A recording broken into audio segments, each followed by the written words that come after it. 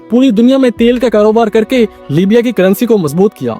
अब लीबिया तो खुशहाल हो रहा था और गद्दाफी का पूरे लीबिया में डंका भी बज रहा था, लेकिन अब उसे पूरे अरब और उम्मते मुसलमान का रहनुमा बनना था, तो लिहाजा उसने इस पर भी काम शुरू कर दिया। उसने अपनी फॉरेन पॉलिसी के जौहर तब दिखाए जब 1972 में भुट्टो ने एक इस्लामिक नेटो बनाने का फैसला किया तो गद्दाफी भी किया। गद्दाफी जब त्यारे पर सवार था और त्यारा लाहौर एयरपोर्ट पर लैंड किया तो उसे नहीं मालूम था कि पाकिस्तानी अवाम उसको इतना चाहते हैं। वो त्यारे से बाहर निकला तो वजीर आजम जुल्फिकार अली भुट्टो खुद मौजूद थे इस्तेमाल के लिए। जुल्फिकार अली भुट्टो ने गले लगाया और उनको पूरे लाहौर की सैर कराई। लाहौर की सड़कों पर आवाम गद्दाफी के ऊपर फूल फेंक रहे थे और गद्दाफी को पाकिस्तान में बहुत प्यार मिला। लेकिन इस प्यार का एक और मंजर हमें तब देखने को मिला जब मलेशिया के वजीर आजम जुल्फिकार अली भुट्टो के साथ मुलाकात का इंतजार करते रहे, लेकिन भुट्टो ना आ सके। मलेशिया के वजीर आजम को बहुत बुरा लगा और पाकिस्तान एक इतने अहम इस्लामी मुल्क के साथ ताल्लुकात दांव पर कैसे लगा सकता था। दरअसल उस वक्त भुट्टो कहाँ पे थे? भुट्टो उस वक्त शालीमार बाग की एक बालकनी में गद्दाफी के साथ मौजूद थे। वो मंजर पूरी दुनिया ने देखा कि गद्दाफी के दाएं जानिब भुट्टो और बाएं जानिब शेख मुजीबुर रहमान। गद्दाफी ने दोनों के हाथों को पकड़ा और बुलंद किया और कहा ये दोनों भाई हैं। एक साल पहले 2 लाख होने वाले भाई अब मिल चुके थे। अब भुट्टो ने गद्दाफी को इस्तेमाल किया या फिर गद्दाफी ने भुट्टो और शेख मुजीबुर रहमान को इस्तेमाल किया, ये तो किसी को नहीं मालूम। लेकिन गद्दाफी को एक बात मालूम हो चुकी थी कि अब उसको सिर्फ अरब नेशंस का हुक्मरान नहीं बनना बल्कि पूरी उम्मते मुसलमान का हुक्मरान बनना है, क्योंकि वो अपनी लाहौर और पाकिस्तान में मकबूलियत को देखकर बहुत मुतासिर हुआ था। बस फिर उसने इस पर काम शुरू कर दिया। 1973 में उसने एक ऐसा प्लान बनाया जो लीबिया समेत तमाम अरब ममालिक को लेकर बैठ सकता था, लेकिन उस प्लान पर अमल दरामद नहीं हो सका। उसने एक क्रूज शिप को निशाना बनाने का फैसला किया जो इंग्लैंड से इसराइल जा रही थी और उसमें 500 यहूदी बिजनेसमैन अपने अहले खाना के साथ मौजूद थे।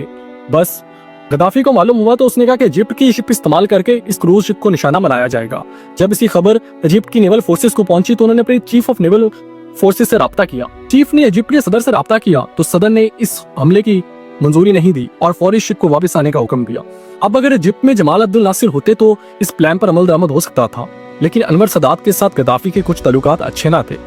फिर कुछ ही सालों बाद 1981 में गद्दाफी ने इसराइल की न्यूक्लियर फैसिलिटीज को भी निशाना बनाने की कोशिश की, लेकिन अरब ममालिक ने इस मिशन को भी नाकाम बना दिया। तो दुनिया भर के मिलिट्री विंग्स को गद्दाफी मुकम्मल तौर पर सपोर्ट करता था। आयरिश रिपब्लिक आर्मी से लेकर जापानीज कम्युनिस्ट रेड आर्मी तक और नेल्सन मंडेला की अफ्रीकन नेशनल कांग्रेस से लेकर साउथ अमेरिकन बागियों तक, यानी जो अमेरिका का गद्दार था वो गद्दाफी का यार था। लेकिन इस स्टोरी का एक और रुख भी है।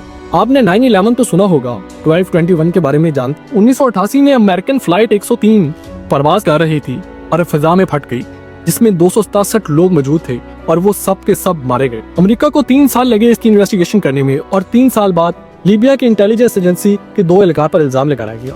अमेरिका ने गद्दाफी को कहा कि दोनों एहलकारों को हमारे हवाले कर दिया जाए। गद्दाफी ने इनकार किया। यूएन ने इकोनॉमिक सैंक्शंस लगा दी। अब गद्दाफी का लीबिया माली बहरान का शिकार हो रहा था। लेकिन इस सारे अरसे के दौरान गद्दाफी ने एक और भी कोशिश की, वो थी न्यूक्लियर वेपन्स हासिल करने की।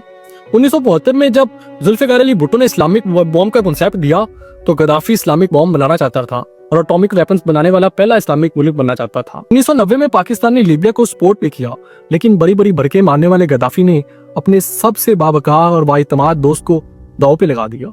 जब 2003 में यूएस डिफेंस सेक्रेटरी पाकिस्तान का दौरा किया और परवेज मुशर्रफ से मुलाकात करते हुए पाकिस्तान की लीबिया के न्यूक्लियर प्रोग्राम के सपोर्ट के सबूत सामने रखे और पाकिस्तान की मुलव्विस होने का कहा, तो पाकिस्तान का सारा एतमाद लीबिया पर उठ गया। फिर पाकिस्तानी तारीख का वो अफसोसनाक दिन आया 4 फरवरी 2004, जब टेलीविजन के सामने डॉक्टर अब्दुल कदीर खान को बिठाकर एक प्रेस कॉन्फ्रेंस करवाई गई।